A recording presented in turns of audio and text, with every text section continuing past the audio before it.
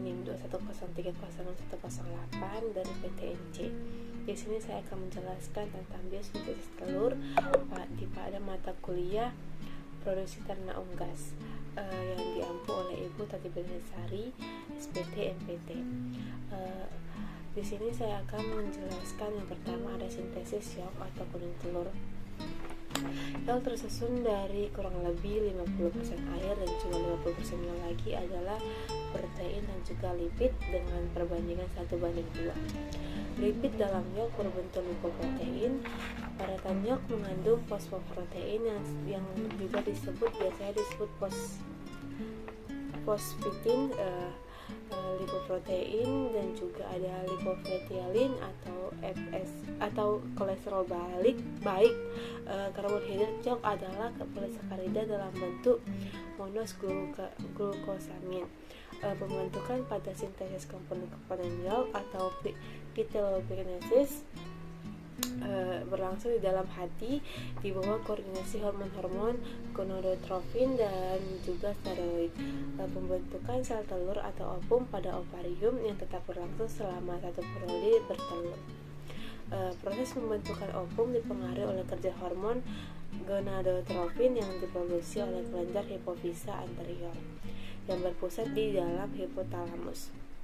Hormon FSH yang diproduksi oleh kelenjar adenohipofisa ini berperan dalam merangsang pembentukan ovum massa atau biasa disebut sebagai folikel.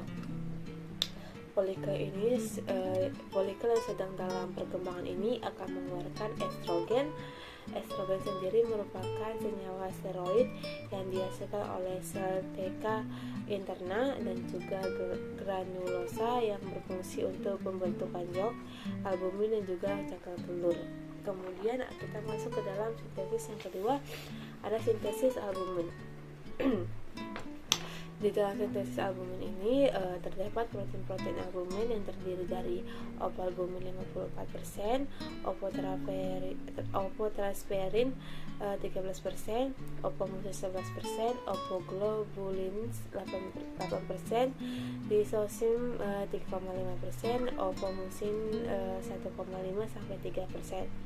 Terdapat juga beberapa protein dengan level yang sangat kecil, yaitu apidin 0,05%, plapoprotein 0,8%, opomakrobin 0,5%, opoinhibitor 0,1-1,5%, opoglipoprotein 0,5-1,01%, dan papain inhibitor 0,1%. Hormon steroid memiliki peran penting dalam sintesis protein pada oviduk. Albumin disekresikan di magnum dan merupakan bagian oviduk. Dalam estrogen larut dalam lipida melewati membran sel, kemudian diikat oleh reseptor estrogen. Kompleks estrogen dan juga reseptornya ini akan membentuk menjadi 5S.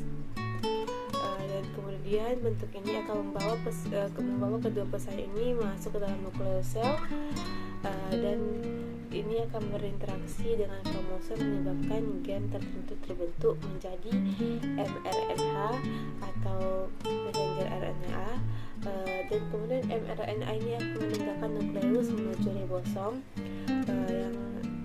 yang untuk distanasasi menjadi protein yang spesifik, kemudian seperti albumin ini atau globulin dan protein khas telur lainnya. Dan kemudian kita akan masuk ke dalam yang ketiga, ada sintesis kerabang telur. Dari beberapa penelitian ditemukan bahwa hormon steroid dan prolaktin itu terlibat dalam pembentukan kerabang telur melalui proses yang kompleks. Dapat kita tandai dengan peningkatan secara periodik hanya ketika dalam masa bertelur. Meningkatnya total kalsium plasmanya. Kalsium binding protein atau CABP ini telah diidentifikasi dari kelenjar kerabang dan diketahui bertindak sebagai transport kalsium. Sintesis CABP ini oleh kelenjar kerabang dikontrol oleh kehadiran vitamin D3 dan hormon steroidnya. Yang hormon steroid ini terdiri dari estrogen dan juga progesteron.